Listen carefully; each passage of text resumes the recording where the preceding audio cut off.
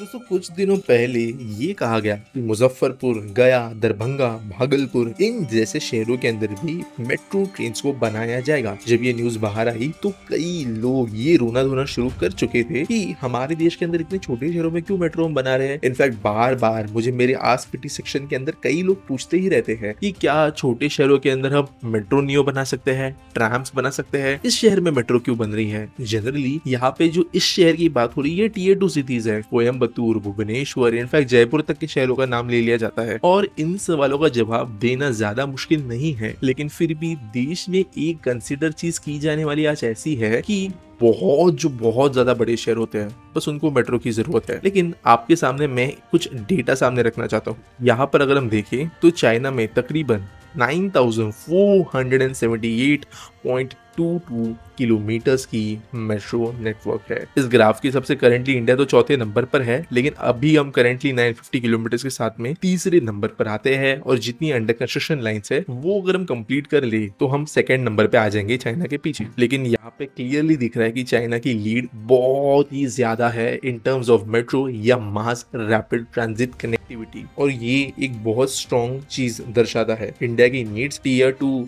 और tier 3 cities के अंदर मेट्रो बनाने के बावजूद भी कंप्लीट नहीं होने वाली, और वो बहुत जरूरी है बनना। और यही आज के इस वीडियो में मैं आंसर करूंगा। तो शुरू करते हैं।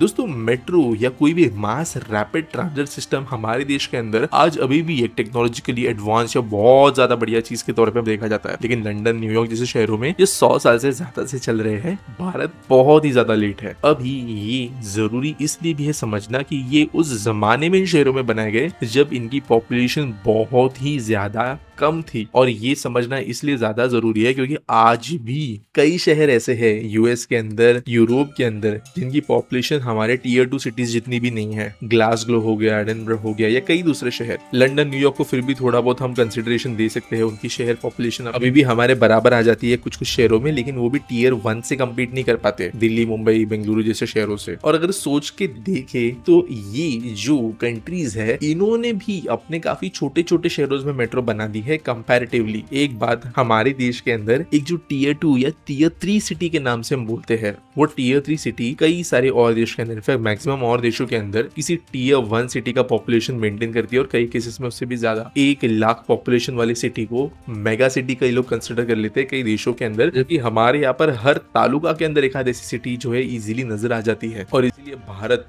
बहुत ज्यादा दूर अभी भी है अच्छी कनेक्टिविटी लोगों को देने से। इसलिए चाहे हम मुजफ्फरपुर की बात करें, गया की बात करें, दरभंगा की बात करें, भागलपुर की बात करें, या कई दूसरे छोटे शहरों की, ये अभी तो करंट डिस्पेंशन के हिसाब से ऐसे लगता है कि छोटे शहरों में हम इन्वेस्ट कर रहे हैं, लेकिन ग्लोबल स्टैंडर्ड्स के हिसाब से हम कहीं पे भी बहुत ज्यादा अजीब इन्वेस्टमेंट नहीं कर रहे हैं। ये शहर अपनी पॉपुलेशन के हिसाब से मेट्रो को सस्टेन कर सकते हैं। मैं ये नहीं कह रहा हूँ कि मेट्रो प्रॉफिटेबली चलेगी, ये बहुत शहरों में नहीं चलेगी, लेकिन अगर उनको फ्यूचर में ग्रोथ ट्रेजेक्टरी पे लगाना है, उनको इकोनॉमिकली एडवांस बनाना है, उन शहरों के गरीब जो कि मे बी व्हीकल अफोर्ड ना कर सकते हो, ज्यादा दूर जाना सकते हो किसी भी काम के लिए, उनको भी एक ऑप्शन प्रोवाइड कराना हो, स्टूडेंट्स के लिए हो, ये सब लोगों को इकोनॉमिकली अपलिफ्ट करने के लिए मेट्रोज बनना जरूरी है छोटे शहरों में भी।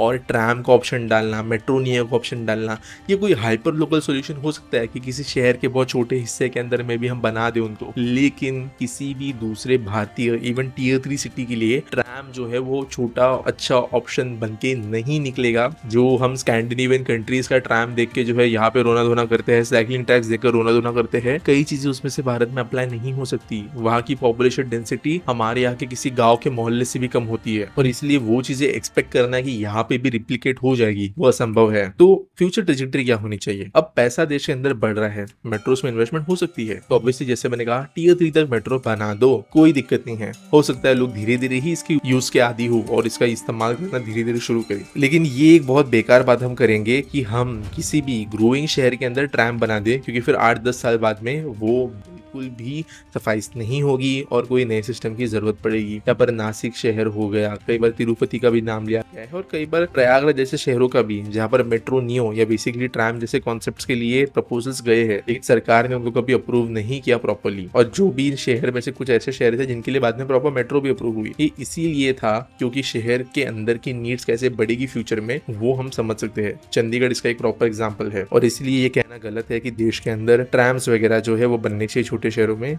देश की नीड्स मेट्रो की ही है, चाहे वो हमारे कंटेक्स्ट में टियर 3 सिटीज हो, लेकिन ग्लोबली वो बड़े शहर ही है। और चाइना का जो 9,000 किलोमीटर का नेटवर्क है उतना बड़ा तो नहीं, क्योंकि हमारे पास जियोग्राफिकल लैंड के हिसाब से भी उतना ज्यादा स्पेस या शहर नहीं है, लेकिन at least 5 to 6,000 kilometre of metro की नीड भारत को है। मिलेंगे अगले वीडियो में।